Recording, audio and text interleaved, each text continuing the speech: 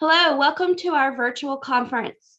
Our sponsor for this conference is California State University at Dominguez Hills.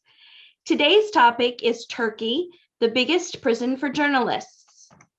I'm Wendy Lawson-C, your moderator for today's conference. I'm an attorney in private practice in South Carolina on the East Coast of the United States. I first fell in love with Turkey and its people in 2008. And since then, I have been an ardent advocate for my beloved adopted homeland.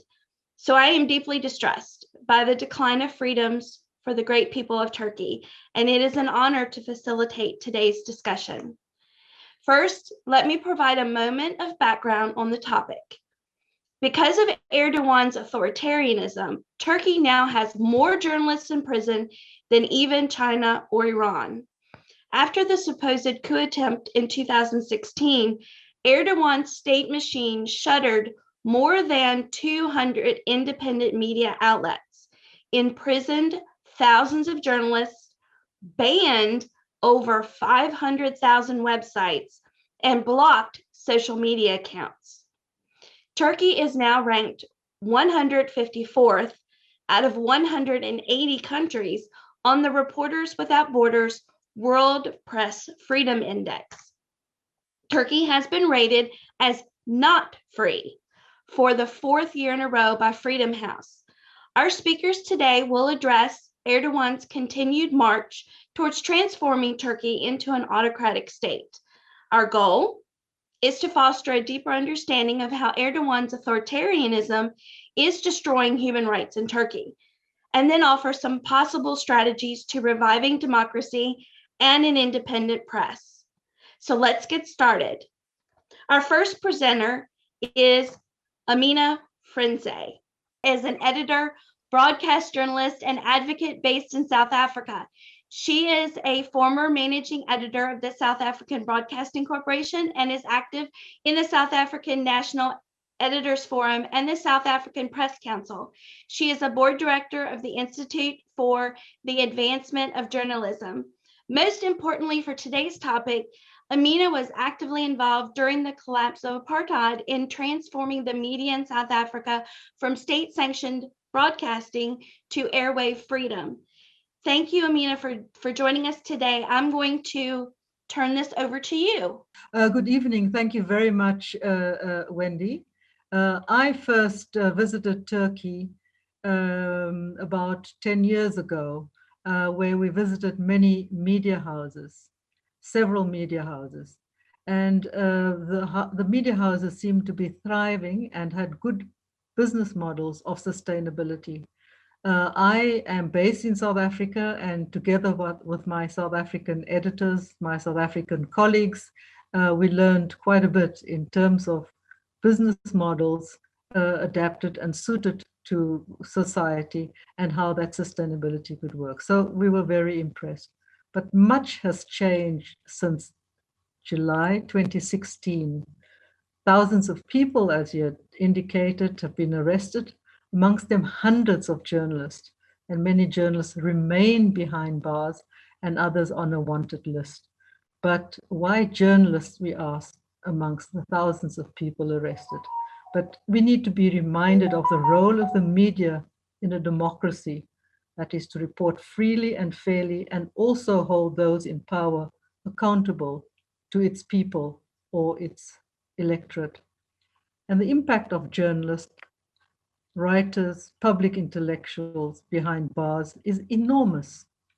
But some of this can be traced back to 2013, when President Erdogan was incriminated in a major corruption scandal involving secret kickbacks and money laundering.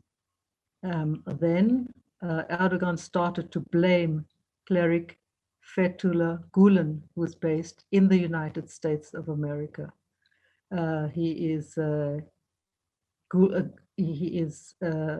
He has followers, thousands of followers within Turkey and outside Turkey as well. He founded the Hizmet movement, and there have been many attempts to extradite him from the United States of America, and so far, I must say, unsuccessfully.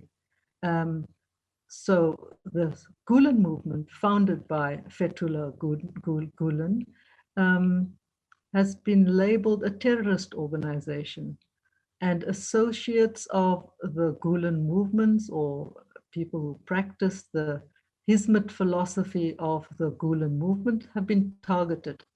You can be called a terrorist for just being a follower of Fethullah Gulen. Mr. Gulen himself, and I had the pleasure of meeting him in the United States a few years ago, is a cleric, not a politician, and he seems to be a major thorn in the flesh of Mr. Erdogan and his regime, to such an extent that thousands of people have been arrested. Probably over 152,000 public servants have been dismissed because they allegedly belong to the Gulen movement. Generals and admirals had been purged. Journalists have been arrested and called terrorists. Wives of husbands have been imprisoned as well because they associated with their husbands who are so-called followers of the Gulen movement. So Turkey has introduced since 2016 as well anti-terror laws, but these terror laws do not comply with UN and international conventions, and that is quite clear. But these terror laws have been pushed through, and they're used to incriminate ordinary people, including, of course, our journalists, judges, and almost everyone from any walk of society. And what has happened as well, not only have these journalists been called terrorists, imprisoned, separated from their families, those who managed to flee the country, flee Turkey, have their loved ones in Turkey. But there are other members, adherents of the Gulen movements whose assets have been confiscated, and we're talking about huge amounts of money in assets of very wealthy people. I know one very prominent gentleman who has invested in South Africa in the form of establishing a mosque, several schools, a clinic, etc. In fact, we enjoyed an iftar dinner there this evening with people from all walks of life, people of all religious denominations as well. It's an organization that preaches peace, dialogue, tolerance, and understanding. So it is not a political movement at all, but this is what is happening. Mr. Gulen himself, I think his entire lifestyle is completely modest. His possessions fit into one particular room of perhaps 10 to 12 square meters. And if you compare that to the 200-roomed mansion that Mr. Erdogan allegedly has, you wonder, why is the threat against, why does Mr. Erdogan fear this modest, moderate cleric who started a movement, a philosophy that many people adhere to? So there are attempts to incriminate, as I already mentioned. When I visited Turkey, I met many of these prominent media managers, editors, journalists, writers, public intellectuals. Unfortunately, many of them are behind bars and still behind bars. I managed to meet others who managed to flee, and I'm colleagues with a few others as well who are still termed or called terrorists. etc. It's very, very dangerous. The anti-terror laws have to comply with international convention. They don't. And some of the emergency regulations and so-called security clampdown laws have been incorporated now into the ordinary laws of the country, which means that Turkey is far from being a democracy. There's no freedom of expression. There's no freedom of association. And it is really an untenable situation. I live in South Africa. I lived through, reported on the apartheid regime, which was a racist regime, racially discriminating against the majority of its people. And some of those people who took up the armed struggle, or those who opposed apartheid, were also called terrorists. We as journalists at the time were also labeled terrorist by our police and justice minister. But you would recall one of the most famous terrorists became our first democratic president, Mr. Nelson Mandela. Working under those conditions where you're called and labeled a terrorist has not been easy. I myself belong to I was classified under the racial laws and racial classification system of apartheid as not white. So I had to live through this discrimination, report on the discrimination, report on the abuses within society and major human rights violations. I worked for a foreign network, foreign television institution outside the country, not inside the country. And most often I could not use my name. It was just too dangerous to know where the report of atrocities, detentions without trial, and other mass human rights violations come from, who reported on it. So I couldn't use my name, but obviously the television institutions abroad knew who I was and respected that I had to be protected. But I also had to report on my own family situation when amongst the thousands of people, about 30,000 people who were arrested, included my mother and my two sisters, and they were each held in solitary confinement. Incidentally, at the time, in the same prison where Mr. Nelson Mandela was, in Pollsmoor prison. But we have moved on. This was before 1994, when we've had our first democratic elections, and history will tell us that those labeled terrorists before have become prominent leaders in our new democratic dispensation. But at the time that we were in this racist apartheid regime, we were not alone. We had an armed struggle against the unjust system, but we also had international solidarity. Apartheid was declared a crime against humanity, and we had international solidarity and international support. And I think this is where we need to improve our efforts to pressurize the international community to ensure that the human rights violations in Turkey against journalists and its thousands of citizens behind bars, we have to ensure that this gets challenged, it gets addressed, it gets abolished, and democracy is restored. We have journalist organizations expressing solidarity with the people of Turkey, as well as the journalists in jail in Turkey. But I believe more pressure should be exerted to make sure that the country returns to a democratic normality.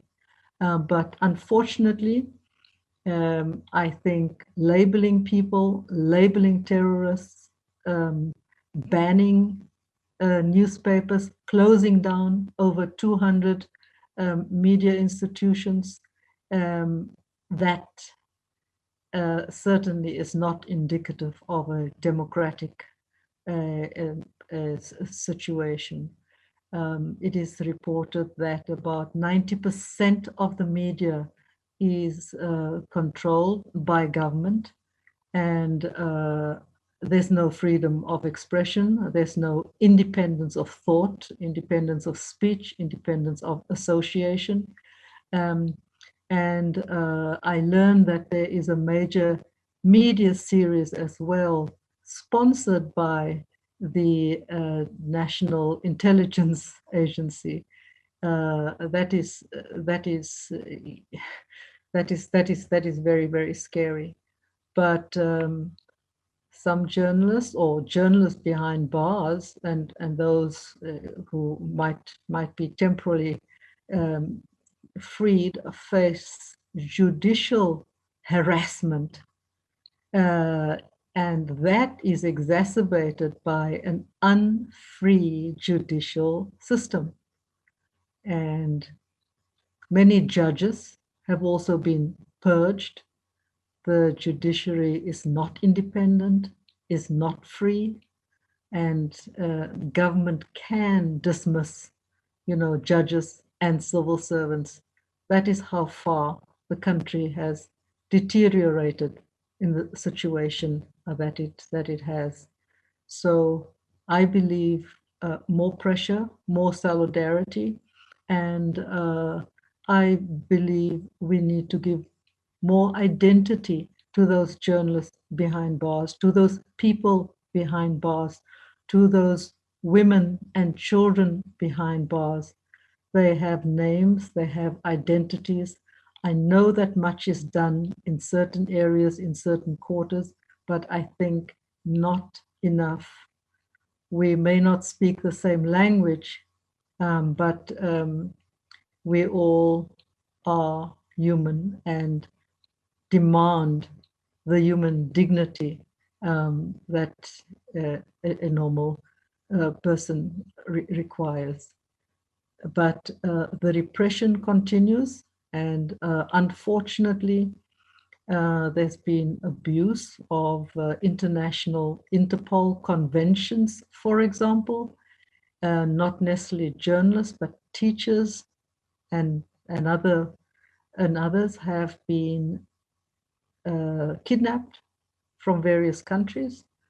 One such country is Pakistan, for example, where the leader of the Women's Forum was kidnapped from the country, and the Turkish Justice Minister is reported to have said, "We will get them all back." In other words, we will kidnap all of them, we'll return all of them to Turkey. And that has happened in quite a few countries. Turkey has a lot of resources and power that it also uses in poorer countries as a lever to comply, as a lever to close down schools, for example, schools that are seen as Hizmet schools or schools that are seen to be followers of the Gulen movement, and that is most unfortunate. But within Turkey itself, there's over 100,000 children from kindergarten to grade 12 that have been blacklisted. So media institutions have been closed, schools have been closed, and many, many, many other institutions. So where is the democracy? Where is the accountability? Where is the international community to insist on international convention, whether they are UN or any other conventions. This is unacceptable, and it has been a number of years now, since 2016, when there was the so-called coup, which allowed the purge of hundreds of thousands of people. I have, as I said, met Mr. Fethullah Gulen. I have met many of my colleagues, professional journalists, editors. I have met many people who have fled the regime, some in a little dinghy riverboat, and others by any means possible. And many lives and livelihoods have been destroyed. There are mothers and babies in prison, babies that have become toddlers. They do not have the facilities to keep them there.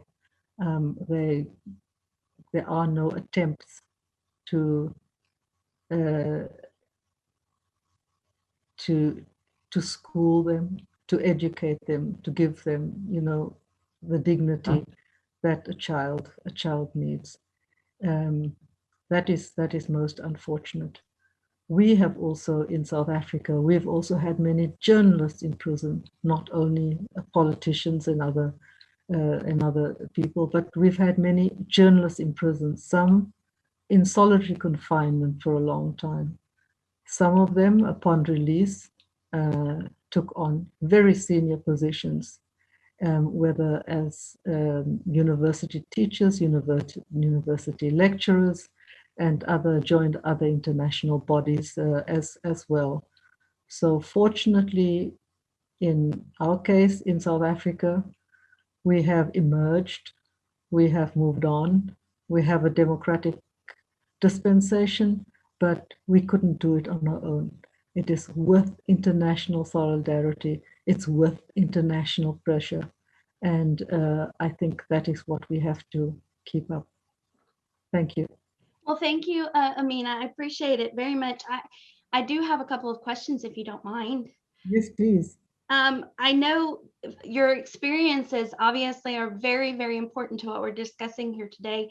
And I was wondering, when you visited Turkey, and as I did, I visited Turkey several times.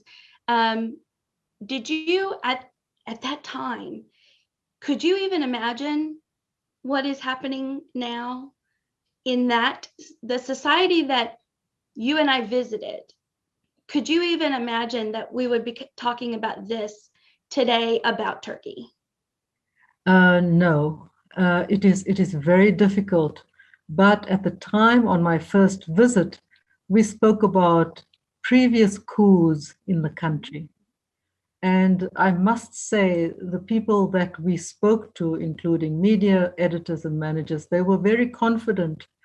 They were very confident that and felt more secure than they did in the past. I think they said, well, the next coup might be a sort of electronic coup. I still remember that very clearly, but that's just a few years before 2016. Mm-hmm. It is difficult to imagine that all those thriving television stations and media institutions that we've met, it's very difficult to imagine we were there, we were on their premises.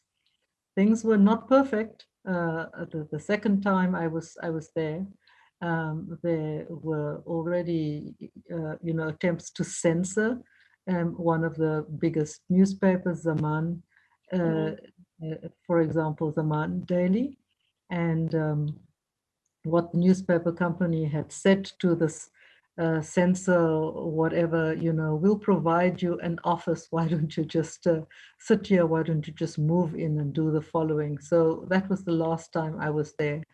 And that is what happened. But then we could see some of the writing on the wall. This is my second visit. Some of the writing on the wall. We were already fearful of what might happen to some of those journalists that we met with. And unfortunately, many of those that I was with in a room in conference, many of those journalists are still behind bars, unfortunately. At the time, we called for the release of an editor who was jailed because of a television script series that was written a few years earlier, that he was blamed and called and being made responsible for what was written in a television series. So the extent of that already was quite frightening, but unimaginable. Unimaginable. Unimaginable what had happened, since not only to the journalists, but to ordinary people, mothers and babies, for being associated with a husband who may be associated with the Gulen movement. Or even as in your situation during apartheid, your mother. Those things, those types of things are happening in Turkey, where parents are being arrested sort of as, you know, bait to get people who are outside of Turkey to come back, you know, is to blackmail them to come back, because we have your parents now and we're going to keep them until you come back. I do have a couple of questions specifically about apartheid. I mean, I know it went on for much, much too long. And part of your talk today was about the international community having to do their part to bring this to an end. Can you tell me, what was the swing that finally, the turning point for the international community that brought them then to recognize their responsibility in apartheid that needed to stop, that we could then use that same type of turning point for Turkey? I think there was pressure on many fronts, one of which is declaring apartheid a crime against humanity. That is important.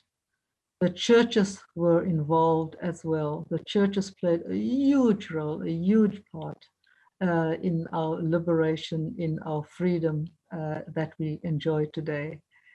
So the World Association of Religions, for example, they put pressure on some of the religious organizations and bodies within South Africa. So it's a question of, is it moral to continue supporting the racist regime of South Africa? So from a moral point of view, that was also important. There was the sports boycott as well. So, and there were sanctions, imposed on South Africa. So all of these pressures added up. International solidarity, international community. There was a boycott and divestment movement, which was very strong. That played a major role as well. So, and that had an impact, obviously, on the economy. To export some of our goods, it had to be disguised. You had to put another label on it. For example, something made in a neighboring country, Swaziland, or some other country that they invested, that they put on the labels of countries of origin to kind of avoid the sanctions and boycott. So sanctions, boycott, international pressure, political pressure. Pressure in the United Nations recognizing the liberation movements as well in South Africa. So all of this added up. So declaring it a crime against humanity, I think that was important, and a lot followed from there. Of course, we had many political prisoners in prison. We had many people in exile for up to 20, 30 years in exile and fighting from exile. The political movements were banned within South Africa, and there had to be attempts made to say, we will continue the fight. We're not fighting white people, we're fighting a white racist regime. And I think I think that is what is important. So outside international pressure, but inside the country as well, there was resistance, major resistance inside the country as well. So all of these factors, I think, combined, I think, contributed to the democratic dispensation that we have. And I Well, don't I'm know. hoping, I'm sorry, I didn't mean to interrupt you, but I'm hoping that things just like this conference and talking about these issues and getting them out into the major streams of media will also help bring about some international pressure. People talking about it, sharing these things on their networks, and especially with social media, because the people in Turkey are not able to get the word out themselves. We were going to have to get the word out apparently for them. So I greatly appreciate you joining us today. I know that it is a late hour where you are, and I really appreciate your willingness to help us and talk about this subject, especially with your unique experiences. And so with that, we're going to move on to our next speaker. And I greatly appreciate your assistance with our conference today. Thank you very much. All the best. All right, thank you. Our next speaker is Abdullah Boskirk. Abdullah is a Swedish-based investigative journalist and analyst. He is a Middle East Forum Writing Fellow. He serves on the advisory board of the Investigative Journal and is chairman of the Stockholm Center for Freedom. He is the author of the book, Turkey Interrupted, Derailing Democracy. But most importantly for today's topic, Abdullah runs the Nordic Research and Monitoring Network, which has been very vigilant in reporting the demise of freedom in Turkey under Erdogan. Abdullah, are you with me? Yes, I am with you, and thank you for having me, Wendy. Well, I know that it's evening there, so good evening. It is morning here. I love that people are viewing this wherever they are, and it's all different times of the day, and I think that's fantastic. So I'm going to turn this over to you and let you give your talk, and then maybe I'll have some questions. Sure, by all means. Thank you. Let me start by saying that I think many of the Turkey watchers and observers, when they look at the country in the Middle East, on the bridge between the Asia and the Europe, they don't realize the extent and the depth of the crackdown on the freedom of press and expression. And the numbers in the last half decade has been consistently staggering figures. At one time, it went up as high as 234 in terms of the number of the jailed journalists in Turkey across the board from all the different sectors, from the print media, the broadcast media, and the online media outlets. And it came down, as of today, 174 journalists and the media workers are simply languishing behind bars. And the number is, if you combine the figures with all the notorious countries like China, Russia, and others, Turkey still comes on top of that. And that tells us something, but not everything. It's a huge figure. We see that we're terrified with this figure, but these are the people, they have the stories. They have families. So what we try to do since 2016, when we started to monitor the cases of the jailed journalists in Turkey, try to put a face on these people. What they wrote in the past, what they said on the broadcast media in terms of commentaries and the debates, what they posted on the social media that bothered the government in Turkey. So they had to throw them in the jail. They try to tell, what kind of lives they led in the past and what kind of, life, hopefully, they are looking in the future. And that takes a toll, I think, on a lot of people in terms of, advocacy and interest groups that focus on the press freedom and freedom of expression when it comes to Turkey. But that's only partial figure. As of today, 167 journalists are living in exile out of Turkey, including myself and many others in different parts of the world. They had to escape from the wrongful imprisonment in Turkey, but they're still trying to speak up, to advocate the cases of the colleagues back in Turkey who are not lucky to make it out of Turkey. They remain in the jail. They have very limited access to the outside of the world. They have very limited access to the media. And if you factor the landscape in the Turkish media, which almost entire critical, independent, and the opposition media is completely shut down. Just in 2016, 187 media outlets, they were shut down by the government. So there's no real independent and critical media left to convey the real stories, to run the fact-based investigative pieces, to convey that to the audience. So they have very limited access to the fact-based information in Turkey, and that's a real trouble I think we are facing as a journalists who are living in exile and trying to write, speak up, and speak against the oppressive regime in Turkey.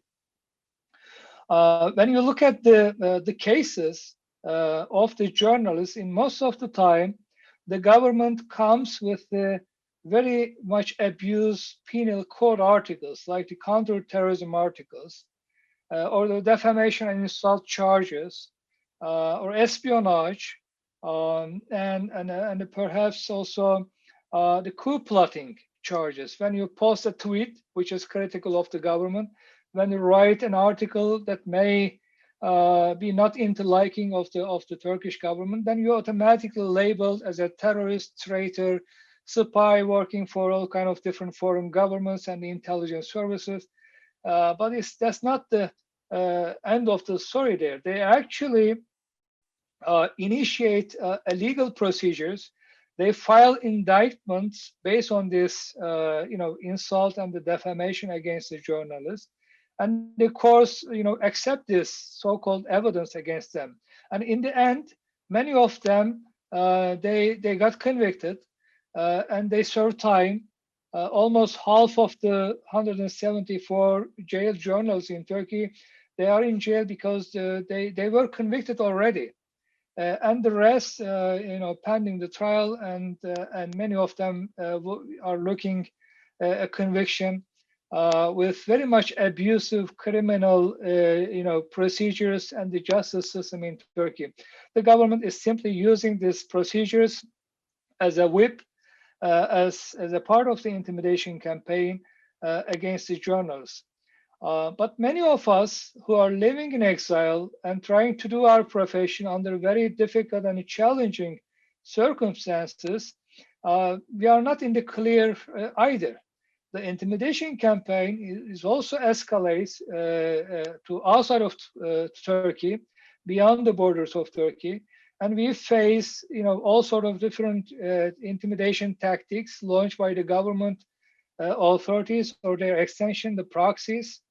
And in many cases, they go after your loved ones, family members. In my case, for example, they arrested my mother, 84 years old, on my account. They asked him all sort of questions about me. Is it just, sending a message, to Stockholm where I live? If you, still keep writing and speaking up, then we're gonna punish your family members. My father-in-law, they also locked him in prison. He spent a couple of months in jail, released pending the trial, and the procedure are still ongoing.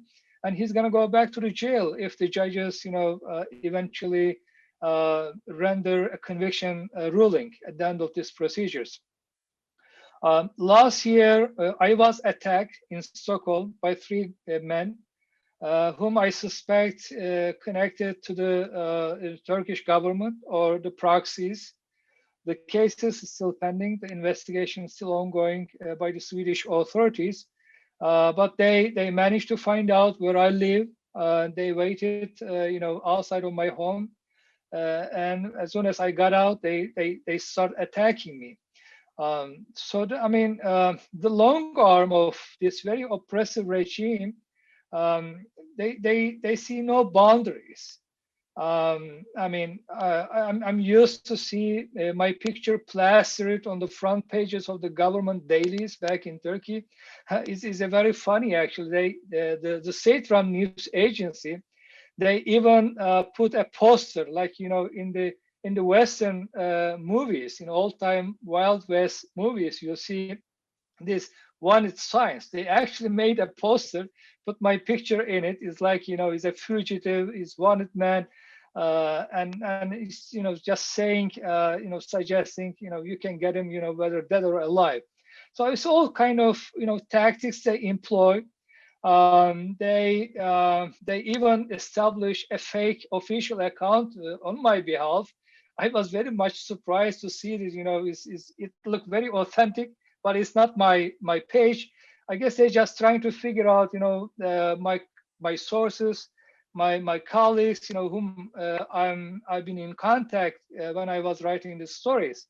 Eventually, when I managed to find this out, I filed complaint with the hosting services, and such. Eventually, they took the site down.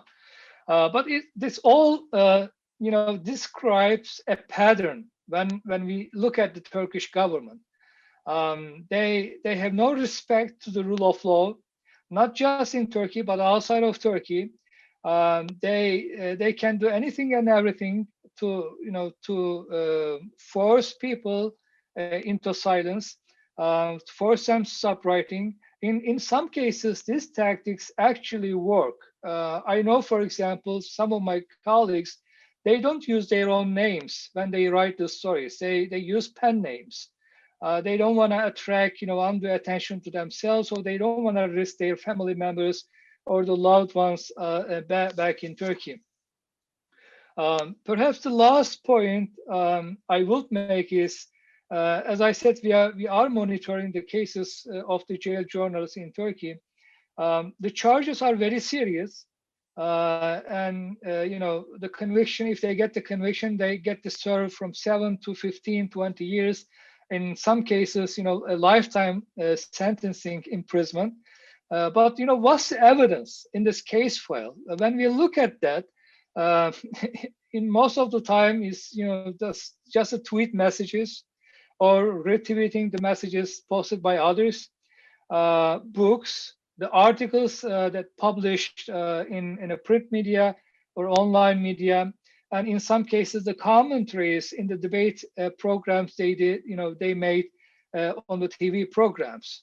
The government in Turkey, they don't accept any journals behind bars, but I actually managed to find out a confidential document, and I will be publishing next week, based on the internal communication between the Justice Ministry and the Prison Authority. The government actually accepted 60, if I remember correctly, 66 journalists as behind the bars. This is a privately, they are saying this.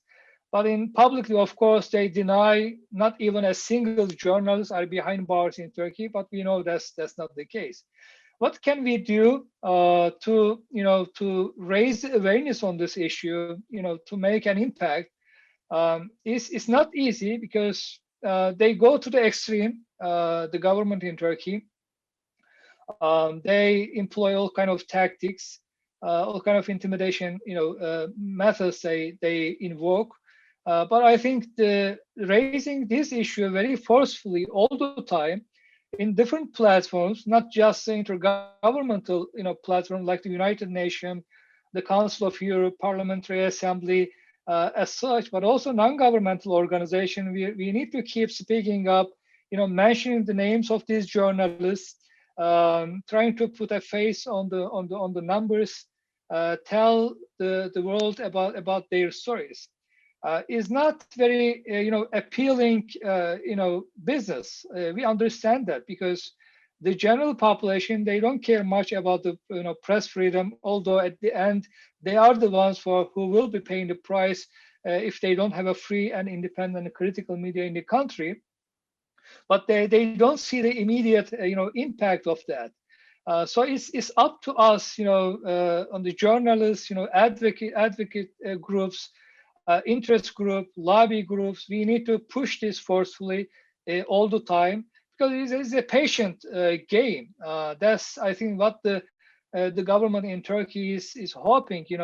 Eventually they will forget all about these, cases of the jailed journalists. Other issues will come to forefront. It's going to push to the back burner, and then we're going to get what we want. So we need to prove to the government in Turkey that they are wrong. We are not going to forget our colleagues back in Turkey. We're going to keep talking about this issue all the time, any and every venue that we can find out, and it's not going to go away. We are not going to forget these people. So we need to be very consistent and persistent, insistent on this approach, and hopefully it will make an impact. There are some rare examples in the past that this actually worked, and hopefully is going to have bigger impact in the future when we keep doing this. With that, I will stop, and if you have any question, I will be happy to entertain. Yes, thank you so much. I really appreciate everything you said. And I feel every time there is a story like yours, where you talk about family members who are intimidated and jailed, and then we've had previous conferences where people have been jailed and for nothing more than having a dollar bill in their pocket. That's frightening. Should be frightening to everyone. And while you were talking, I wrote down on my pad of paper and in big letters, he probably faces kidnapping. And then you started talking about being attacked. And they do reach out, sort of the long arm of Turkey is reaching out to other countries. And so you're correct that they do not seem to have a respect even for other countries' rule of law. So let me ask you a couple of questions. The international news. Obviously, in this day and age, Erdogan can't have control of every bit of news because there are international conglomerates, such CNN, BBC, those types of things. Are they also sort of bowing to the don't say anything bad about Erdogan story in order to be in Turkey? Why are they not speaking up? Well, it's an excellent question, and thank you for that. To some extent, we see the impact of this intimidation campaign working on the foreign journalists based in Turkey, and sometimes not based in Turkey, but outside of Turkey, and they want to be able to go in and out of Turkey because they want to keep in touch with the sources. I noticed, many of them, they're very, very much concerned, especially the ones who are based in Turkey. They don't want to risk the wrath of the government if they write very critically. Actually, very funny. In some cases, I got an assignment from the media organization outside of Turkey to write some critical articles because their reporters based in Ankara or Istanbul, they don't want to write on this very sensitive topic. So they shift the ball to the other journalists whom they think safe from the reach of the Turkish government. So it takes a toll. And in some cases, a foreign journalist, not necessarily living in Turkey, but they go back and forth between Turkey and their own countries. They are very much concerned they will be denied entry the next time they go to Turkey, in the best case scenario. In the worst case scenario, they will be thrown into jail for some time, as we have seen in perhaps a dozen cases. American journalists, the German journalists, British ones, they spend some time in Turkey, before they get released after the intervention of the foreign governments. They are very much concerned, of course, and the government knows this. They know this tactics actually works, but overall, these major big international media outlets, they use investigative journalists who are not living in Turkey to run in-depth critical stories about Turkey from the distance. So they don't pay much attention to the intimidation tactics in that sense. But we don't see this happening very often, because the issue, so many different issues comes up to the forefront all the time. It's a breaking story. So this kind of stories actually push to the back burner. You try to find out linkages that will attract the attention of the major media outlets. For example, if you write a case of the jailed journalist because the guy was thrown to the prison for what he wrote about the Turkish intelligence links to the ISIS or the Al-Qaeda, then it triggers an interest. So it has to be an angle that actually create an interest in the other countries. So they approach this jail journalist case from that angle. So you have to find different linkages outside of Turkey to try to trigger an interest for the cases of the jail journalists. But the short response to your question, this intimidation tactics is actually taking toll on the foreign journalists as well. Okay, that is interesting information to know, because we think of and when I say we think about our Western journalists as being completely free.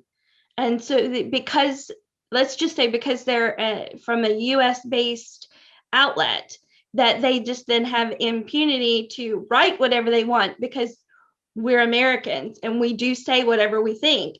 And to know that even those people feel intimidated by the Erdogan government and not to say anything bad about him is very, very telling. If you had one wish for changing what could be what is going on in Turkey, specifically about the issue of journalism, what would be your one wish? What would happen? What would be the one thing you would want? Well, I think the main thing, I want to see my colleagues, free from prison, because the conditions in the prison is very dire and terrible. They don't have an access to the media. They don't get information. Very limited, opportunity to meet with the family members and the lawyers. And they expose this government propaganda all the time from the TV stations. They broadcast in the prison. I think that will be my main wish, of course, but that's not the only story. The rule of law needs to be restored in Turkey, because we are talking about, of course, the cases of the journalists and the media workers, but across the field, all the sectors in the society, from academic field, from the NGO community, or just a regular person who just posted a tweet that the government didn't like and thrown into jail. The rule of law needs to be restored in Turkey. I think that's the main challenge. The fundamental freedoms, rights, and the liberties cannot be exercised without the rule of law. That's simply gone in Turkey. We don't see that's the case anymore.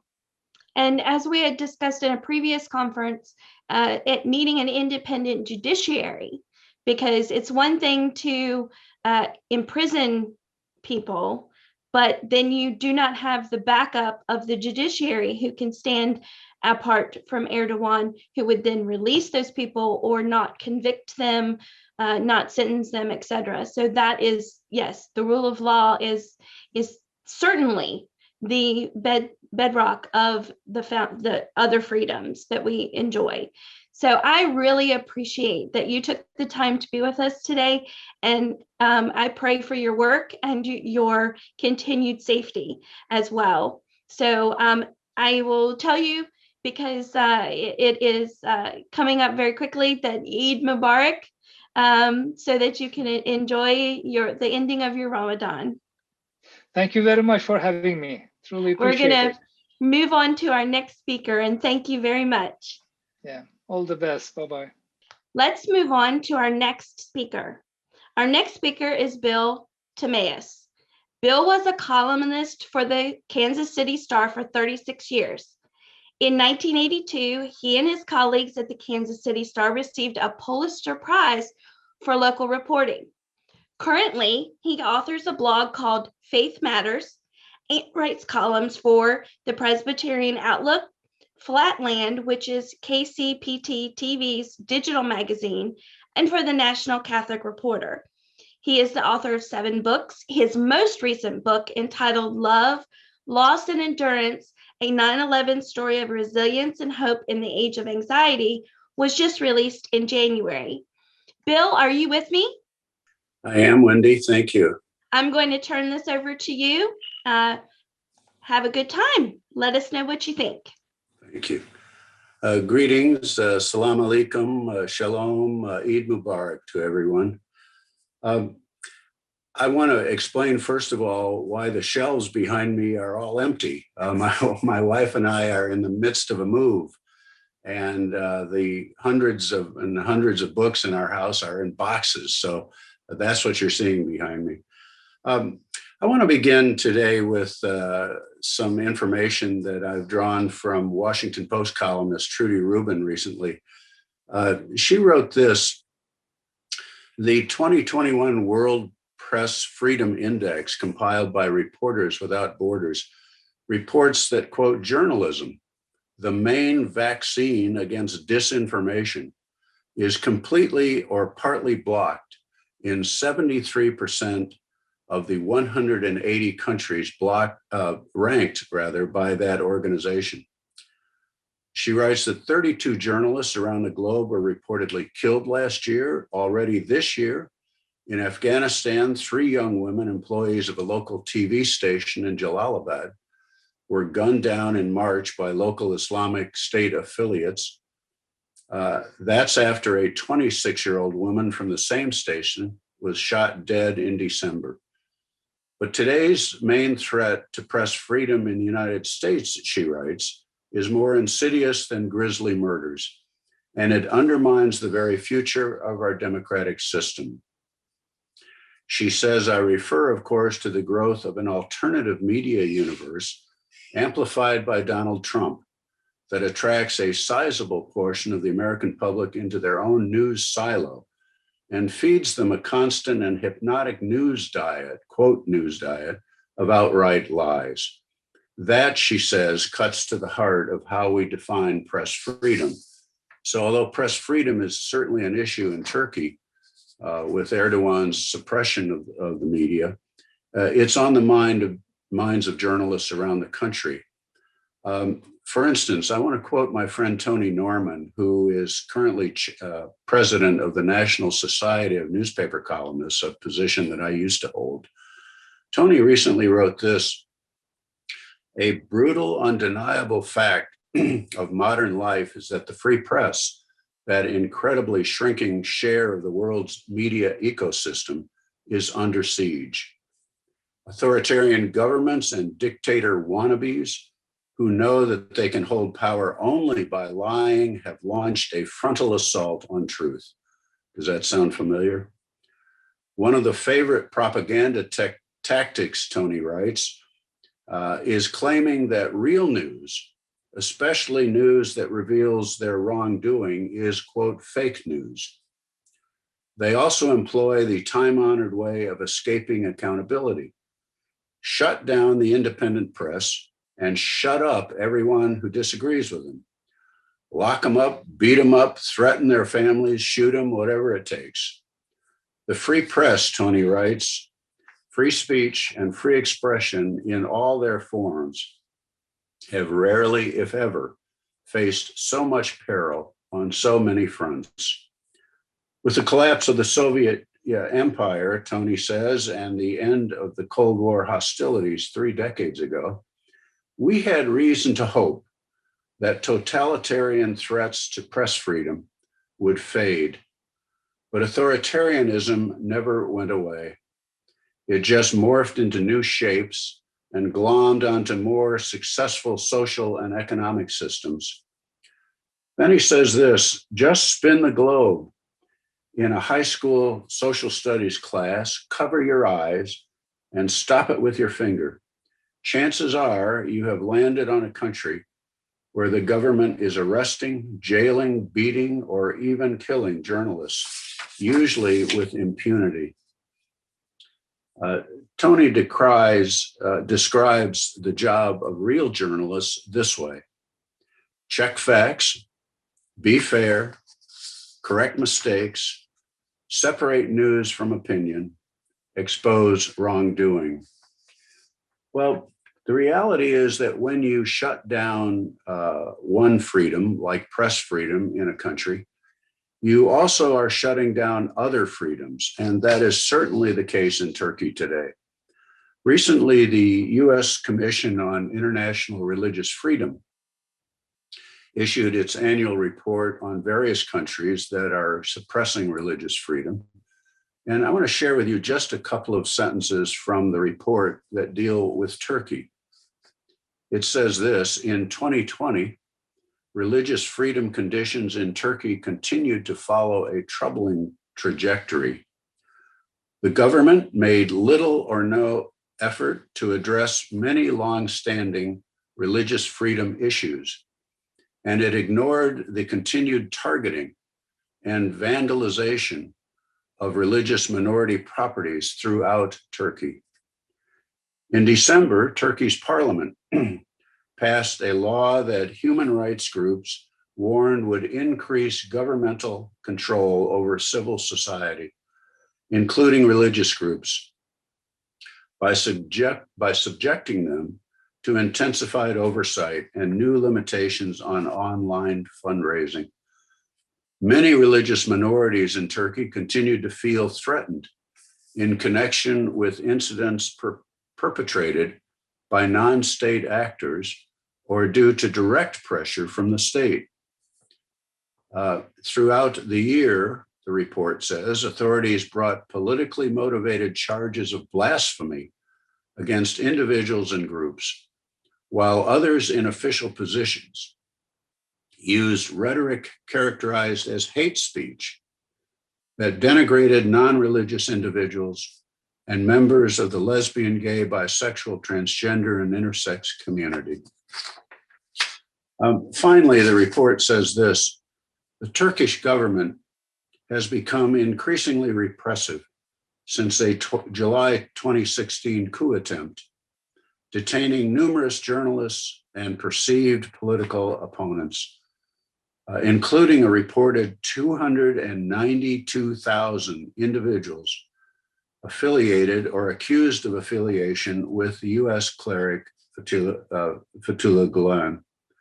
And as you know, that's the Hizmet movement. A couple of years ago, I wrote a column about how people of Turkish background in the Kansas City area are being affected by all of this. I talked to a number of people whose lives are upended because of what's happening in Turkey, and I just want to share a couple of examples of that. At the time, there were more than 600 people of Turkish descent that we knew about living in Turkey, in the Kansas City area. And one man told me that his brother, who was here with him, he told him not to return to Turkey last year, but the brother did anyway and was immediately arrested. That happened because their father was already in prison, accused of being part of the Gulen movement. Another person's, that man's brother eventually was released, but his father has been in jail for a year, and this man says he doesn't phone him because he fears that his call would be recorded by the prison. I'm sure some of you know similar cases. The man told me, my brother is one of the most affected by things. He told me that he felt like he'd aged into his 50s, even though he's just in his 20s. what was trying to deal with the court stuff and our father and everything. He cries a lot. He does a lot, a lot. Another young man is a student when I spoke to him at the University of Missouri in Kansas City. And this is what he told me. He said, all the rights in Turkey now belong to one person, Erdogan. Another man who was born in Turkey but spent most of his life in the Gulen movement schools in Azerbaijan told me that his father is under investigation there because of his Gulen connections. His mother last year flew from Azerbaijan to Turkey, and he told me in the airport they arrested her just because she was my father's wife. And finally, there was a man who said that he is one of tens of thousands of Turkish citizens in trouble because of use of a phone message encryption app called Bylock. You may be familiar with that. Turkish government decided most, if not all, Bylock users were Gulen followers. The phone that this man was using belonged to his brother, and his brother is in jail right now. Well, friends, this is inevitably what totalitarian government produces. I must say that the connection between press freedom and other freedoms is obvious. And as I say, when you cancel one, inevitably you cancel others. That's what's happening in Turkey. I'm glad for your interest in this subject.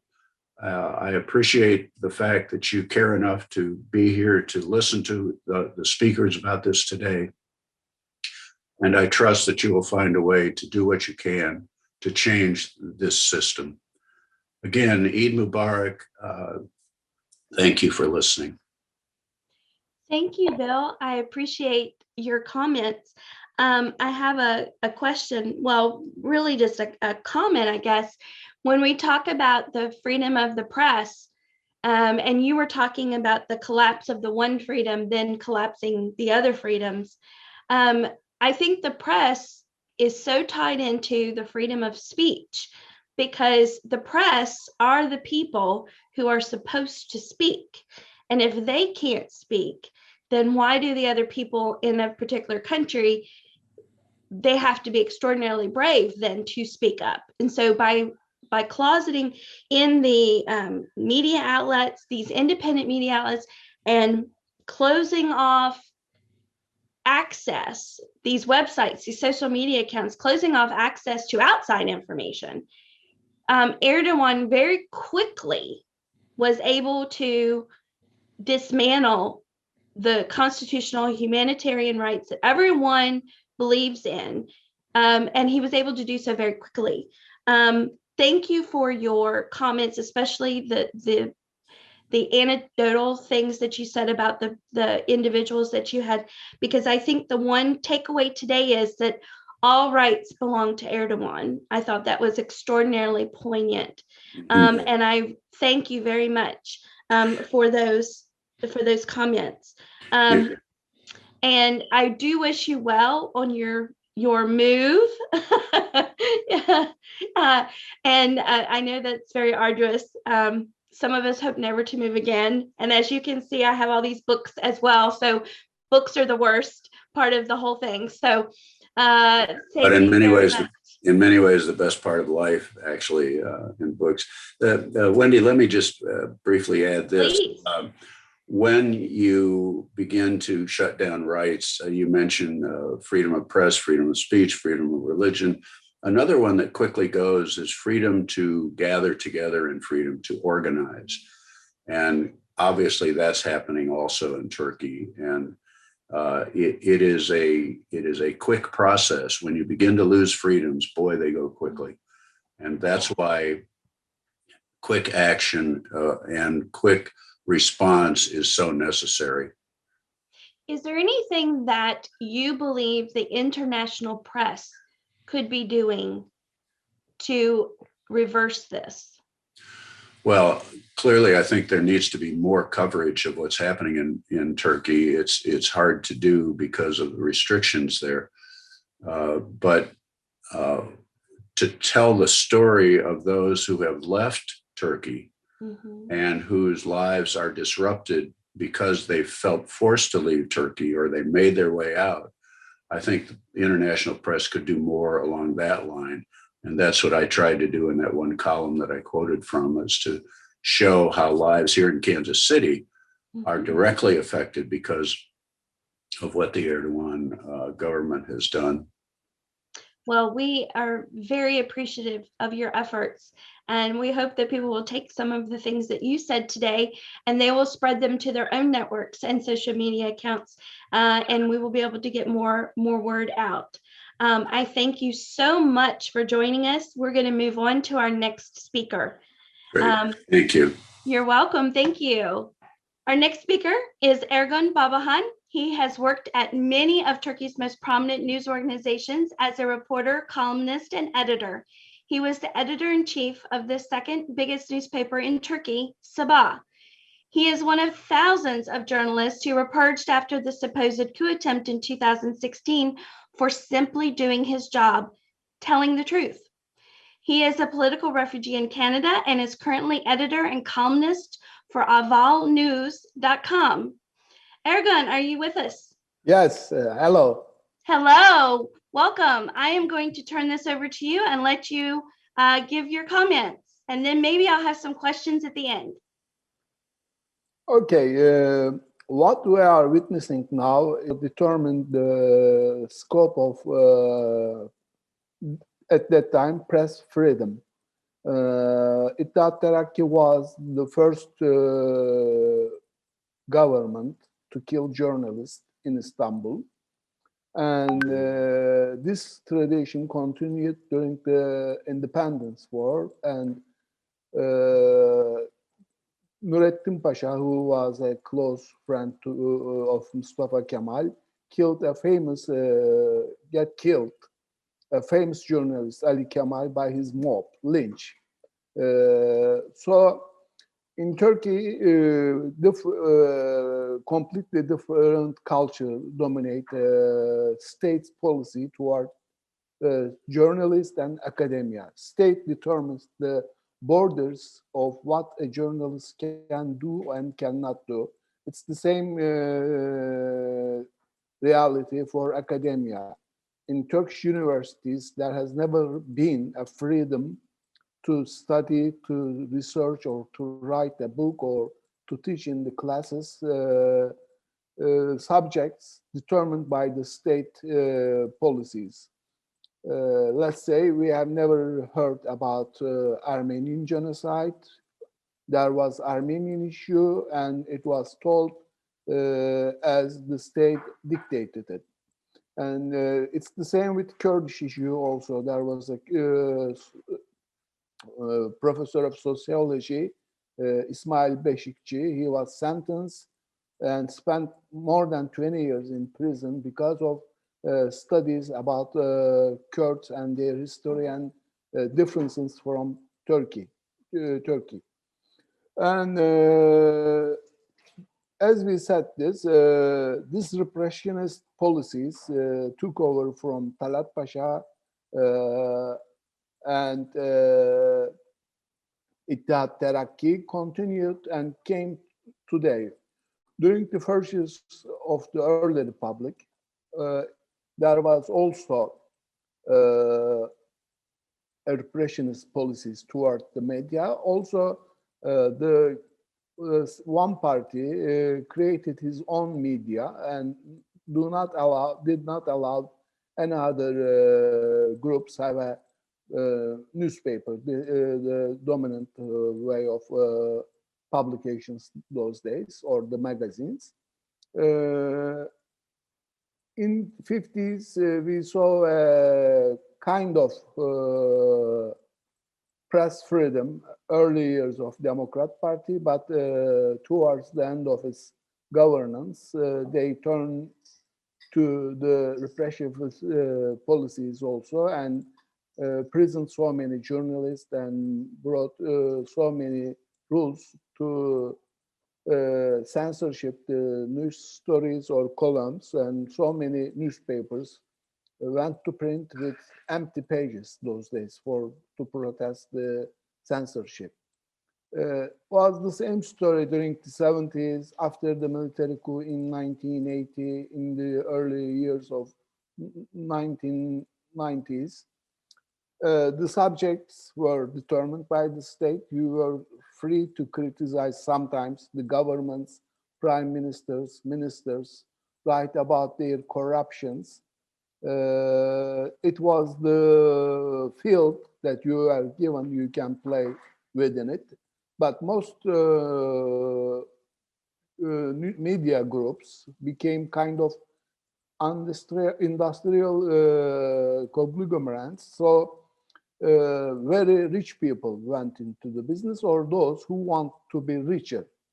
This starts with the exchange of Hürriyet ownership. Aydın Doğan came into press, and he used his newspaper, Hürriyet, which was the most influential state newspaper in Turkey, for enriching himself. And this was a two-way policy for journalism in Turkey. He worked with the state in Armenian issue, Kurdish issue, Greek issue, Cyprus issue, whatever you name it. And the state let him be richer, gain state contracts, and buy banks or oil companies, whatever you name it. So media became a part of corruption in Turkey. Never write the truth, or and if somebody wrote about the truth of Turkey, they were a tool to punish them, those people who were brave enough to criticize the history of Turkey or talk about Kurdish issues or Armenian genocide. Just remember Hrant Dink. He was an Armenian journalist. He wrote a story about Sabiha Gökçen, who was the adopted daughter of Mustafa Kemal. She was the first female pilot in Turkey who joined the bombing of Dersim and killed hundreds of people, maybe, we don't know for sure. Hrant wrote that she was Armenian. Her family were killed by the Turkish state and adopted by Mustafa Kemal. And the true story of her life. And Hrant became the state enemy. The state used the Hürriyet newspaper to activate public anger towards him. There were cases brought against him and threats. Finally, as a result of this campaign, he was killed in front of his newspaper during the daylight. It was Erdogan's first year, and it was a shock. Everybody thought it was a signal to Erdogan to arrange his policies, because AKP was changing certain accepted state policies up until that day. Was very brave towards Kurds, visiting Diyarbakir and Kurdish cities very often, talking about the freedom of Kurdish language, Kurdish culture, trying to reform the local governments, CHP, and then the main opposition party and the High Constitutional Court managed to stop and prevent those laws to get into life. But AKP was kind of eager to change this approach, dominant until then in Turkey. President Gül went to visit to Armenia and created an atmosphere which gave us the hope, the opening of Turkish-Armenian border, and maybe recognizing the reality of the history. These were all prevented with the media and by the state, not the government. So we came to the 2010, which we started finding out the corruption of Erdogan. Erdogan was actually never very media friendly, and he never liked the idea freedom of press or media or expression. He tried to use every tools to control the media with government contracts or personal relationship. Also, during that time, he tried to create his own media. When he was in good terms with the Jamaat, he wasn't criticized in Jamaat media either. Let's say Zaman or other newspapers, Bugün, etc. But when the big corruption stories came and we found out he was hiding billions of dollars in his house in Istanbul, and police tried to storm to his house and get the evidence from this house, he just ignored the laws, arrested police and prosecutors, and he realized that with not having the full control of media, his political future is in danger. So he changed the route and started taking control of media companies directly, especially after the 15th of July coup attempt. He managed to have an iron grip over all the media organizations in Turkey. There are now very few small leftist or secularist media groups which are being punished by advertisement bans. You see this that there are, let's say, Evrensel, Bir sometimes Sözcü, very Kemalist newspaper. If they do something unfavorably to Mr. Erdogan, their official advertisement income cut directly, which is very important for small newspapers. It's same with the state organization with control television stations. If you criticize the government or Erdogan, your screen will be darkened for 5 days, 6 days, 7 days, or you lose your right to broadcast also. So there are two types of repression towards the media today in Turkey. First, the media organizations themselves. Some of them were confiscated, closed down, Bugün, Millet, Zaman, you name it. I can't remember all of them, together with television channels. Also individually towards the journalists. Let's say I'm one of them.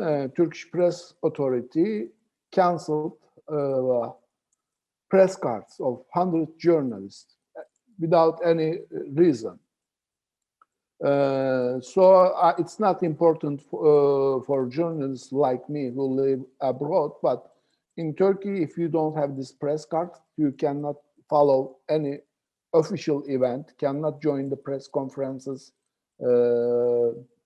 held by the president or ministers, and do not direct them any questions. You are not allowed. It's one way of preventing reaching the truth.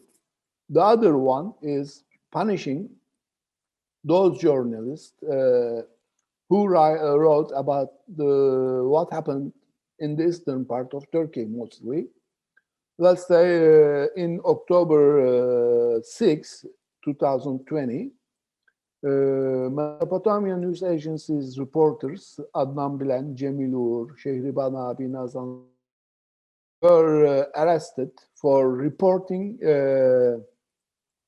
an event that two people thrown away from a helicopter, and one of them was killed in the hospital after the event. And instead of going on these individuals who did this to innocent Kurdish villagers, farmers. They arrested the journalists, kept them 6 months in prison. When we look at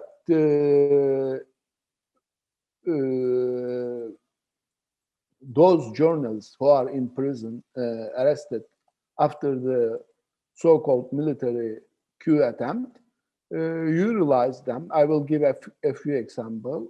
Abdülkadir Turay, Alaaddin Akkaşoğlu, Ali Ahmet Böken, Ali Ünal, Ayşenur Parıldak, Cuma Ulus, Ercan Gün, Erdal Süsem, Gültekin Avcı, Mehmet Aslan, Mehmet Baransu, Nedim Türfent, Mustafa Ünal, Ufuk Şanlı. All those individuals are either Kurdish or Jamaat affiliated. Today, not only Erdogan, but the state apparatus see this group, two group, as the enemy of the state. So anyone working for a Kurdish media or worked for the Jamaat media randomly being punished. Even they fulfill their maximum punishment by the court, they are not being still released and held in prison. And we know that during their arrest, they were sexually harassed and treated very badly. So kind of hell. You might see this kind of treatment maybe in China, Iran, you name it, but Turkey wasn't like that, even the most repressive period of time. If we keep apart the military coup in 1980. It's not only limited to people who work as a journalist in Turkey, also who have managed to run away and still work as a journalist abroad, in Europe mostly. Let's say Turkish journalist Abdullah Bozkurt, who is exiled in Sweden, was attacked near his home in Stockholm by 3 men on last September. And we know that these were the mobs of AKP who attacked Abdullah Bozkurt because he was a very brave critic of Turkey and Erdogan and his policies, and very talented finding the documents that show the regime's crime against her own people. So it was a punishment abroad. Also, Can Dündar, the former editor-in-chief of daily newspaper Cumhuriyet, was sentenced to over 20 years in prison by the state courts. And absurdly, the charges against him are espionage and terrorism. He's in Germany now, but his houses in Istanbul and Bodrum were confiscated, and he cannot get his retirement pension either. So it shows them the anger of the state for those individuals who dare to just go away from the declared state policy. There is no peace for them. We also know that there were assassin teams sent to Europe 2 years ago to punish either Hayko Bağdat or Can Dündar in one way or other. They lived under fear and state protection for more than 6 months, couldn't go anywhere alone, and their life was very limited. And if we come today, happily, the number of journalists who are in prison are reducing. According to one report, there are about 67 journalists in prison. Turkey is the biggest jailer of journalists, also academicians and free thinkers. Ahmet Altan, after serving more than 4 years in prison, also on charge of absurd charges of involvement in the failed 2016 coup. But still we have especially Jamaat reporters, journalists, who had nothing to do with this so-called military coup in prison, and we don't know when they are going to be released. Unfortunately, European states, mostly Germany, who might have the biggest impact on Turkey's policies toward journalists or freedom of thought or opinion, keep quiet. Even the European Human Rights Court decisions are not being applied in Turkey. The most two famous cases are Osman Kavala and Selahattin Demirtas, but there are also other individuals who were who went to this court and won their cases, but the Turkish state just ignored them because there is no punishment ignoring these court decisions, which Turkey has been a part of this system since 1950s. It's a dark picture, and the near future doesn't give us much hope. Even if Erdogan government collapse and we would have a new kind of more democratic system in Turkey through the election, which seems also a quite distant possibility when you look at the autocrats and dictators' attitude toward the election, how they can manage to steal the results on their own behalf. Still, let's say a new government is formed in Turkey and kind of democratic rule, relaxations of this atmosphere. It's not possible to have a freedom like you enjoy in the United States or the Western Europe, who can write easily about Armenian genocide, talk about it, or do research in the academia or teach it in the universities. It's same with the Kurdish issue. The problem is not just the state policy, also the mentality of or average Turkish people. They support the state policy. They are shaped by this policy, educated, trained, and made it a part of their intellect. Refusal of reality and not accepting the equality of people with different ethnic or belief origins. Muslims suffered a lot until AKP rule in Turkey. They were denied the right to work for the public or go to university. Headscarf became a political symbol because of this denial. Now they got the power and the equality, maybe superiority towards the ordinary Turkish people. Now they managed to get that kind of attitude towards the other minorities and deny the rights of people who suffer because of these policies. Journalism are telling a job business, telling the truth. But in Turkey, it unfortunately became a tool of hiding the truth, directing people in the line with state policies and realities, and creating myths that does not exist in Turkey. Let's say yesterday was the Mother's Day in Turkey. Erdogan said Anadolu means full of mothers. It's the origin. It's lie. It's not truth, and there is no one to tell him, to criticize him, that Anatolia is a Greek word, means coming from the east, so it has nothing to do with mothers. This is a simple reality, but it's creating a myth, making believe that Anatolia is a Turkish land since the start of humanity. And Turks created everything in Anatolia. There were never Armenians or Yazidis or Syrians or Greek Rum Pontus people in Anatolia.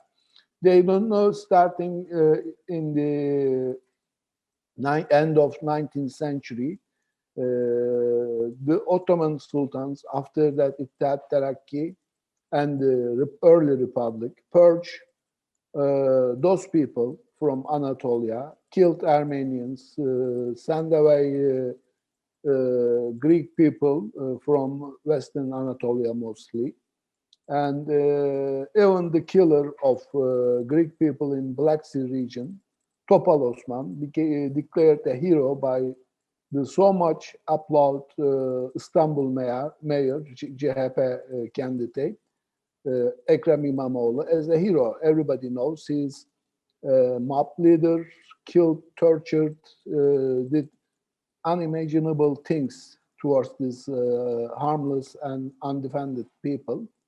But when you look at universities or the media or journalists or television programs, he is a hero. That's the role the media plays in Turkey today, but has always played that kind of role in Turkish policies and culture.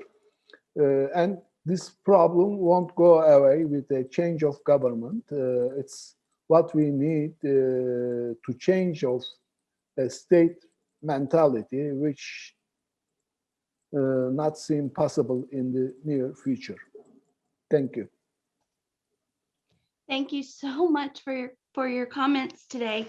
I was very interested to hear that, I think as we've gone through a couple of these conferences, we have gotten the idea that, of course, the Gulen movement is off limits, for any reference to them, or the Fethullah Gulen is, of course, suspect in Turkey.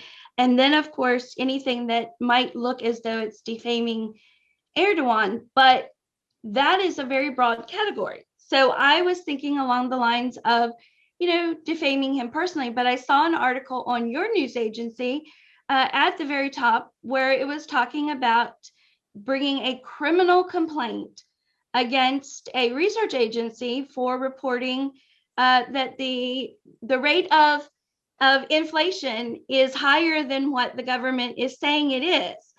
You would think what inflation is and the dropping out of the lira is a factual statistical thing that has nothing to do with defaming Erdogan. But what are some of the other topics that just are not allowed to be reported? Let's say poverty is on the rise in Turkey. And last week, about 10 people killed themselves because they cannot find a way to support their family. They are ashamed that they cannot go to the market and buy food for their kids. They either hang themselves, throw them under the tram, or jump from the high-rise apartments. And you cannot write about them. According to the AKP politicians, even if they talk it's not the economics, it's familial. They have a discussion with their wives or husbands, so they decide to take their life. You cannot talk about poverty also. You cannot say Erdogan has a big palace, lives like Sultan, or you cannot report on the destruction of environment. They are looting Black Sea region nowadays. Even people who voted for Erdogan resisting against it, but you don't see it in the media, only on these small groups, leftist or secularist newspaper. But are you able to report at all on the cases of the people who've been arrested? I mean, the actual facts of this person has been sentenced, this person has been released, or is all of that as well? Is it just that they've disappeared essentially into the system, and you're not able to even report the outcome of their case? We can follow journalists, but there are two cases kidnapped in the middle of Ankara, the capital city of Turkey, with black minivans. And it has been 6 months. We don't know the fate of those people. We know they have Jamaat affiliation, Gülenist people, not journalists. But one of them, daughter is very active on Twitter, social media, keep asking about her father's fate, but no one answer. And the opposition parties do not care either, because when you are declared as a Gülenist, you became very dangerous to protect or ask about the fate of. It's like the Jewish people in Nazi Germany. Yes. You don't want to have anything to do with them. So, I mean, human rights means supporting everyone's right, even if you are not agree or with them. But in Turkey nowadays, usually, if the states label someone as an enemy of the state, the majority of the society goes with it and feels nothing uncomfortable about it. Because they're afraid that by Not association. afraid also, it's a kind of on their behalf. They don't care. It's the Turkish people believe two things: the God and the state. The rest is the story. Okay. Abdullah Boskirk is one of our speakers. And so I was going to ask you, you spoke about him being attacked in Canada. No, are you afraid? No, Canada is kind of secure place for journalists like me, because especially in Quebec, the police is very effective. Also, Turkish existence is limited. AKP is not so powerful. They have a better organization through Diyanet, religious foundation, the arm of the government, religious organization. Also, intelligence service are very active. In Germany, at least they say 6,000 MIT agents, paid or unpaid, volunteer, exist today. So Europe, especially Germany, is very threatening place for journalists like me, and they become very careful where they go, what they do. Well, I know that we have many people in Turkey that simply have sort of disappeared as far as from communications with us, with friends, and that sort of thing, because being in contact with those of us who are in the West is dangerous for them. And so I was very, very distressed to hear Ali Onal's name in your list of people who had been imprisoned. So it's a very, very sad day in Turkey. I very much appreciate you speaking out. I am very happy that you made it to Canada, and that I love your cup, that life is better in Canada. That's yes. Excellent. Excellent. We're very happy to have you be a part of our conference today. And I'm going to move on to the next speaker. Thank you. Now, our next speaker is Tammeus. Tammeus is an investigative journalist and director. He has won many international awards for his documentaries. These award-winning films focus on human rights and the freedoms of speech and press. His name was on the short list for 2 years in a row to receive the Prix Europa Prize. It's an EU prize for the best journalist in Europe. He's currently working at the Greek Broadcasting Corporation and on his PhD in Human and Social Geography. Good morning. Thank you for joining us. I hope that you are ready to give your comments. I'm going to turn this over to you, and then hopefully I'll have some questions for you at the end. Okay, thank you very much for the invitation. I would like to start for the general situation in Turkey. Over the past few years, two sentences have been constantly repeated in panels or discussions: that freedom of the press in Turkey is often limited, and that journalists in Turkey have been prevented from doing their jobs. In fact, Turkey has never been a country where journalists could report freely and speak up fearlessly. Standing before the court or getting prison sentences have always been a part of journalism. Reporters and writers have never witnessed free conditions. I believe those two sentences are not enough to describe today's Turkey. Journalists are not only restrained and prevented from doing their jobs. It goes beyond that. The Turkish state pursues a policy aspiring for the elimination of the free press. The coup attempt in 2016 introduced a new era. Fundamental rights have been eradicated permanently as a result. Hundreds of journalists have been detained. Some of them got provisional releases. Currently, at least 100 journalists are in jail. Several media organizations have either been shut down or seized. Access to countless websites has been blocked. TV broadcasting is almost entirely under the control of the state. The Turkish constitution, in contrast, gives journalists a broad range of rights, also with regard to free speech. However, the courts and the judges don't enforce them or simply ignore them. Another consequence of the political atmosphere in the country, the guidelines of the European Convention on Human Rights are also ignored.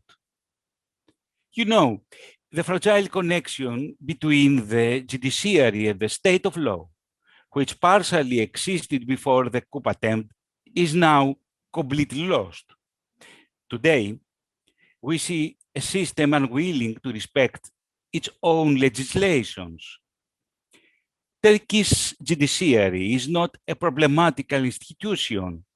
It has become the problem itself. Since the coup attempt, the judiciary, influenced by state administrators, has ignored national and international law standards, oppressing and punishing all parts of society. In the past, many critics have said Turkey is not a constitutional state. At this stage, even this description is inadequate. An accurate description would be Turkey is not even a state of law anymore. A high percentage of mainstream media in Turkey is owned by business groups with close ties to the government. But despite this enormous power, the government fails to set the agenda in Turkey. It fails to monopolize the information flow. The news portals, the internet, the social media have become the new centers of the news flow. The efforts have been made with really small budgets and by the force of brave journalists taking legal risks. The government is naturally aware of this and is thus targeting internet media by imposing new restrictions. Requirements for launching a new internet television were also tightened. There are also legal attempts to restrict popular social media channels and gain users' personal data. This government has recently passed a new social media law, originally aiming to combat hate speech. It now seems like another tool to silence dissenting voices. Media platforms with more than 1 million daily users are now required to appoint a permanent representative in Turkey. These representatives would then be contacted directly by the Turkish government in case of any complaints. Companies not following the new rules face heavy fines. My personal experience. I started to make a documentary about press freedom in Turkey during 2013. I had the opportunity to get close to many journalists living in Istanbul and Ankara from different media groups or independent media. Most of them were concerning about their future, about the security of their families, if they could continue to work in their jobs. You know, the main problem was that they knew that if they criticized the Erdogan regime, they would face the consequence of the law. They had two ways. The first way was the self-censorship, and believe me, is the worst thing that can happen to a journalist. The second way was to keep doing their job, as they knew and had to do, to expose the huge scandals of government corruption in December 2015, to reveal the close relations of the Erdogan regime with the Islamic State, to reveal the trafficking of weapons to the fighters of terrorist organizations, for example, ISIS, to reveal the close relationships of the Erdogan family with a powerful businessman from Iran. I suppose you know the name. We all know his name because now he is arrested in the US. If you understand, we are talking about a very dark government where corruption and opacity have permitted all layers of government power. Almost all the journalists I met spoke to were faced with dozens of lawsuits pending against them. The lawsuits were filed by government officials of the Justice and Development Party, the known AKP, and by Erdogan himself. A journalist told me that 70 lawsuits were pending against him. Another journalist told me something extremely interesting. The journalist discovered that if you put the phrase corrupt criminal in a search engine, for example, Google engine, the first result you would get was the word Erdogan. In Turkish, this corrupt criminal is Ursus Katil in Turkish. The Turkish government turned against the journalist, but the journalist believed that the Erdogan regime should turn against the search machine and not against itself. He revealed something that millions of Turkish citizens could see at any given time. And another example, the director of the Samanyolu Media Group, radio stations and TV channels, Hidayet Karaca, was taken to prison because the Erdogan regime considered a phrase in a popular TV fiction series a secret code to a terrorist organization.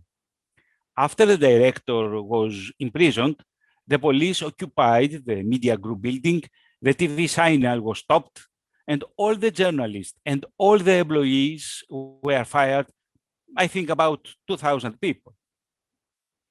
In the same period, the police occupied the buildings of the IPEC Media Group first and Feza Media Group at second. You know, I was the last journalist to publish the last article in the Today Zaman paper. After that, the website of the newspaper was blocked and 300 policemen invaded to the journalistic offices. At this point, I should note that I have been arrested twice by the Turkish authorities. They were acts of intimidation in order not to continue the documentary on press freedom. In a country where absolute darkness prevails, it makes sense to be bothered by the slightest ray of light.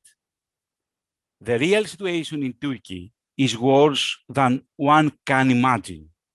Turkey is not just a country that restricts press freedom.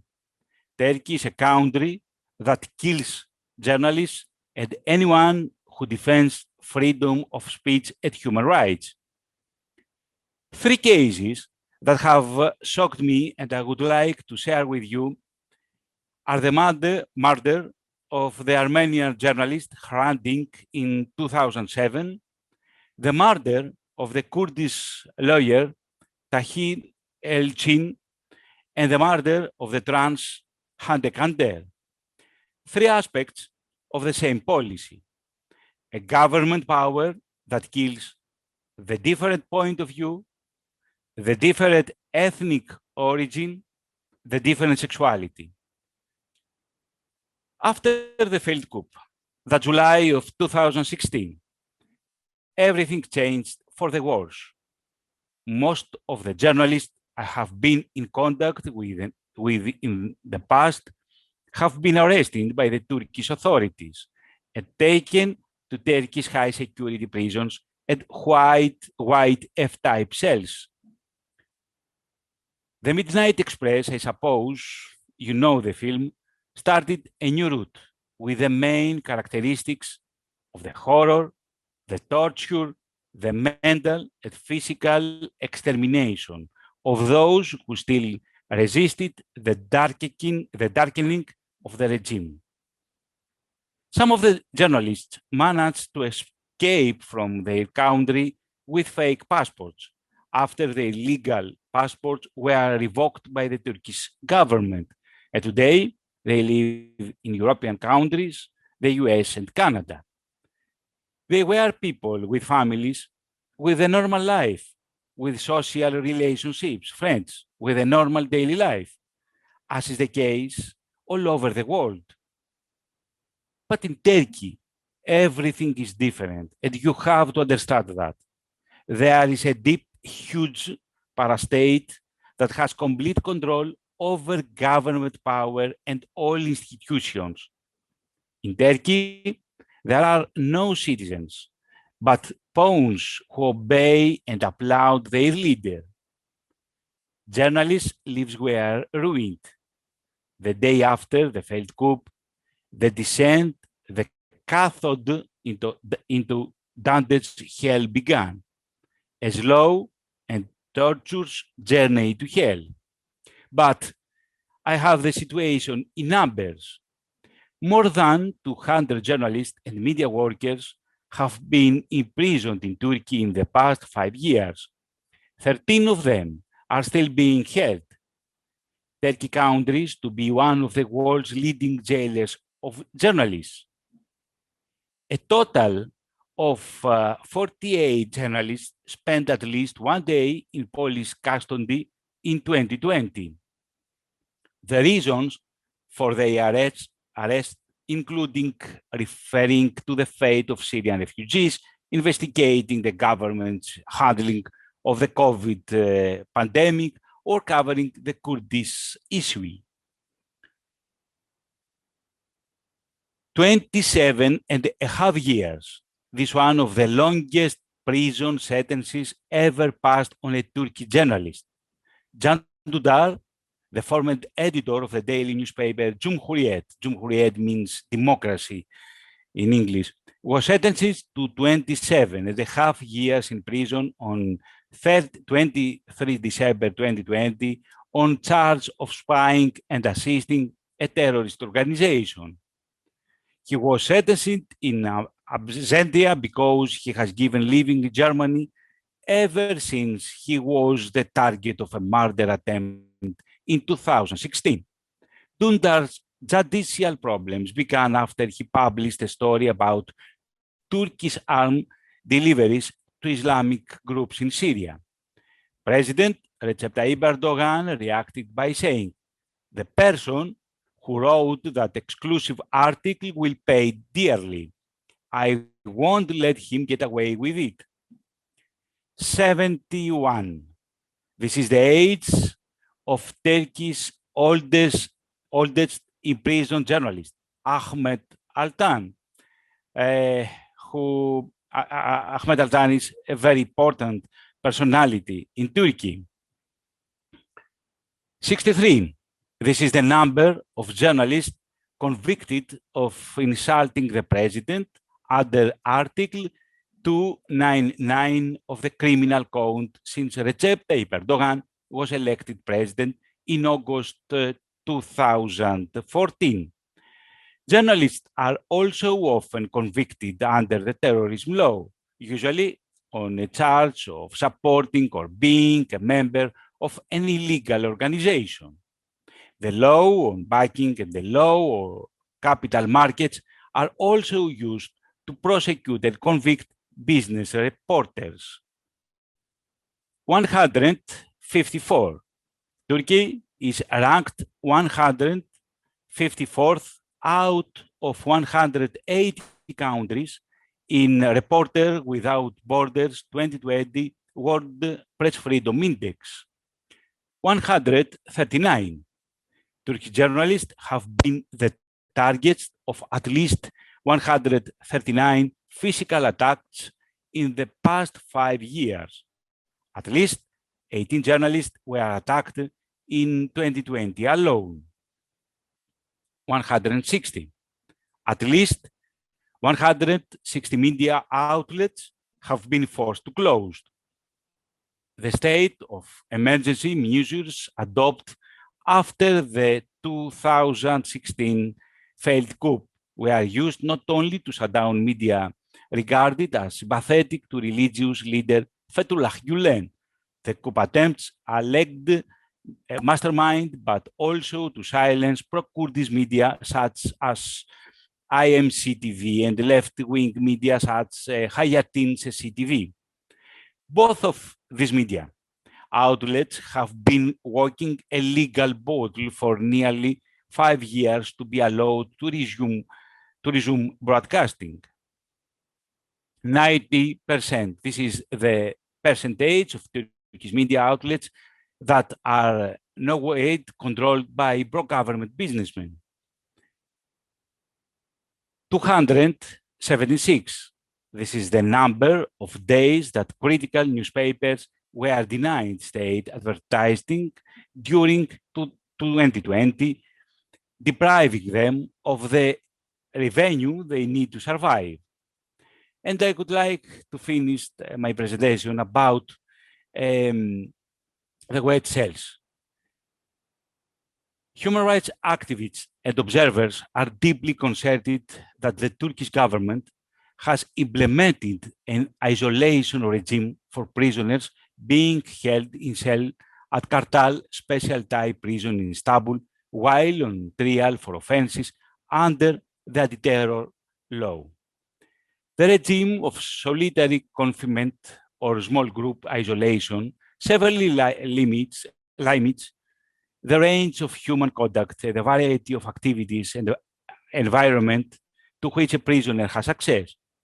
In fact, most prisoners under this regime typically sit in their cell alone or in the company of 2 to 5 other inmates for 24 hours a day, 7 days a week. International prison experts have determined that such a regime may seriously endanger the mental and the physical health of the inmates and falls far short of international standards for the treatment of those in detention. Thank you. Thank you very much for speaking with us today. So I wanted to ask specifically about the Greek people because there's so many people from Turkey who are fleeing into Greece. By any means necessary, sometimes even by small boat, and then some even die on the way. So I'm wondering what the Greek people think about this humanitarian crisis that has now sort of come to their shores, and the refugee situation that's going on right now.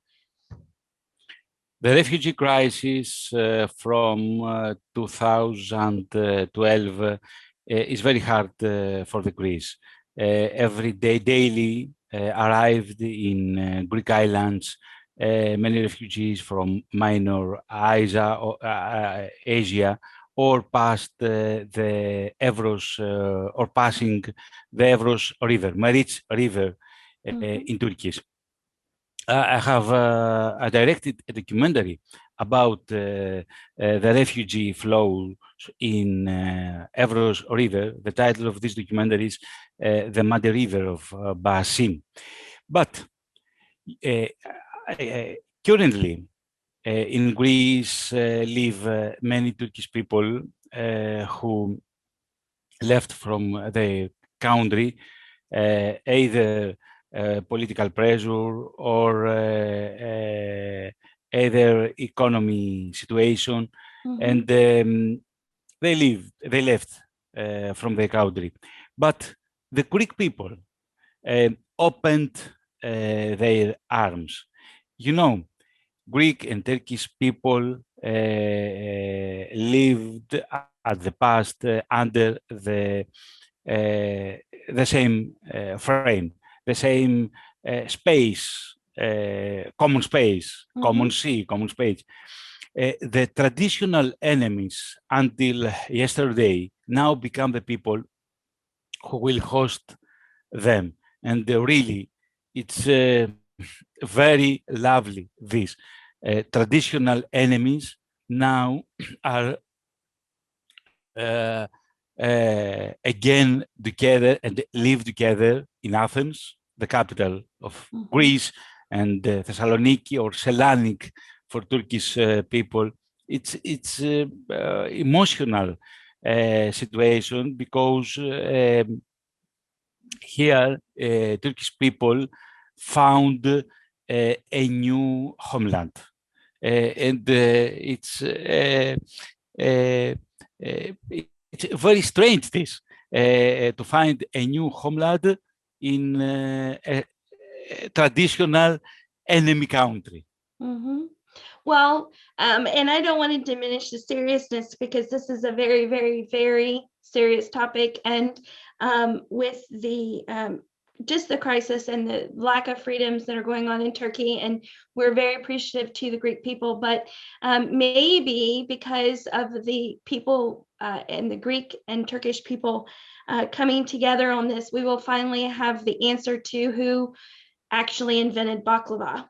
So, because I know that my Turkish friends and my Greek friends both think that they're the inventors of baklava and they make the best. So we will be looking to see if that will come out of, one good thing will come out of this new renewed friendship between our Turkish brothers and sisters and our Greek brothers and sisters. So I really very much appreciate your time being with us today, and I wish you all of the best and continued reporting on what's going on in not only in Greece with the Turkish situation, but also what is going on in Turkey. We appreciate you and your work. So thank you so much for being with us today. Thank you very, very much. And I would like to send a message all over the world. I have a deep pain for the Turkish journalists who are in jail now. Thank you very much. Thank you. I want to thank all of our speakers for participating today, and especially thank you to California State University at Dominguez Hills for sponsoring this virtual conference. For more information about the current situation in Turkey, visit turkeytribunal.com, Abdullah's website, nordicmonitor.com, silencedturkey.org, or turkeypurge.com. And don't forget to subscribe to this YouTube channel to see both prior and future conferences on the decline of freedoms in Turkey. Please help us get the word out about the abuses of power in Turkey by sharing what you learn with your networks and on social media. Leave feedback and comments on this YouTube page as well. We thank you so much for watching.